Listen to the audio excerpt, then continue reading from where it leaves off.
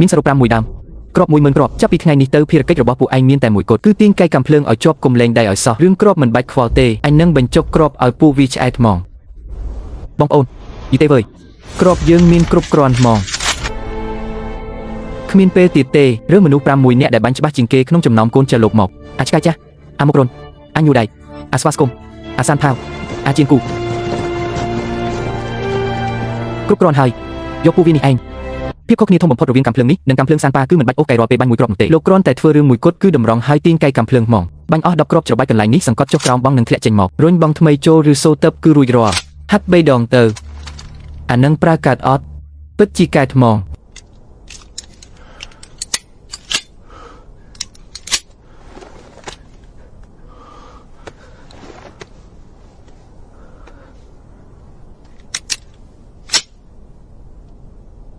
មិនបាច់ទាញកែទេបាញ់អស់ដូរបងហ្មងតម្រង់ទាញកែកាំភ្លើងវើយ120នាក់ពួកវាអត់បាញ់មិនមែនមកពីអត់ក្របទេគឺពួកវាចូលចិត្តអញ្ចឹងគឺចូលចិត្តមើលមនុស្សស្លាប់នៅនឹងមុខខ្មងគឺចូលចិត្តចាត់ទុកការសម្លាប់រង្គាលជាពិធីសាសនាអញ្ចឹងទីបញ្ជាការពួកអាចប៉ុនកំពុងរៀបចំជួរខ្ទង់120នាក់ត្រៀមសម្រាប់ចូលច្រកក្នុងខាងត្បូងរក្សាទិន្នន័យឲ្យជាប់ទទួលយកកំពុងជាប់ទិន្នន័យគ្រប់ដណ្ដប់ចម្ងាយ2គីឡូម៉ែត្រមានចំណាយទៅរីកាភ្លាមពួកអាចប៉ុននឹងមកដល់ឥឡូវហើយខ្ទង់120នាក់ដល់កាំបិទចុងកាំភ្លើងទាំងអស់ឥឡូវមិនដូចមុនទេគ្រាប់មានគ្រប់គ្រាន់កុំឲ្យពួកវាចូលចិត្តជាង100ម៉ែត្រឲ្យសោះ100ម៉ែត្របាញ់100ម៉ែត្របាញ់វើយស្ដាប់ឲ្យច្បាស់យប់នេះ100ម៉ែត្របាញ់ហ្មងមិនដល់100ម៉ែត្រហាមខ្ជិះខ្ជីគ្រាប់ឲ្យសោះតែបើដល់100ម៉ែត្រអញត្រូវតែសូរសំឡេងកាំភ្លើងវើយ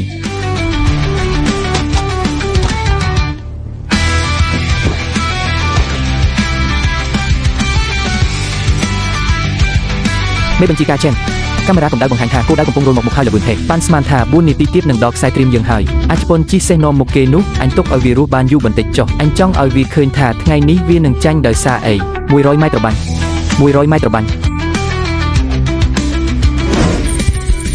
100ម៉ែត្របាញ់វើយ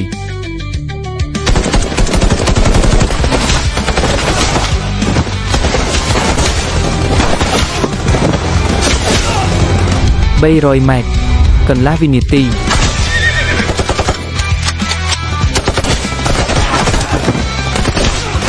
ពុកឃើញអត់ខ្ញុំមានគ្រាប់ហើយតើបាញ់ទៅកុំឈប់បាញ់ឲ្យអស់ហ្មង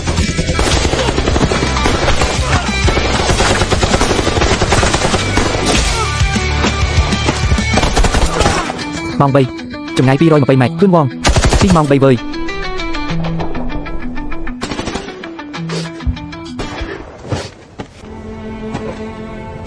ឯងត្រឡប់មកវិញបាទត្រឡប់មកវិញហើយរឿងគ្រាប់ខ្ញុំអ្នកបំពេញបន្ថែម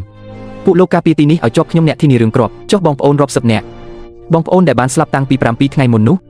ខ្សែត្រៀមដែលពួកគេលះបង់ការពារខ្ញុំចង់ចាំជានិច្ចបងប្អូនអើយជាតិយើងបញ្ជូនមនុស្សមកហើយពួកយើងមិនមែនតស៊ូតែឯងទៀតទេ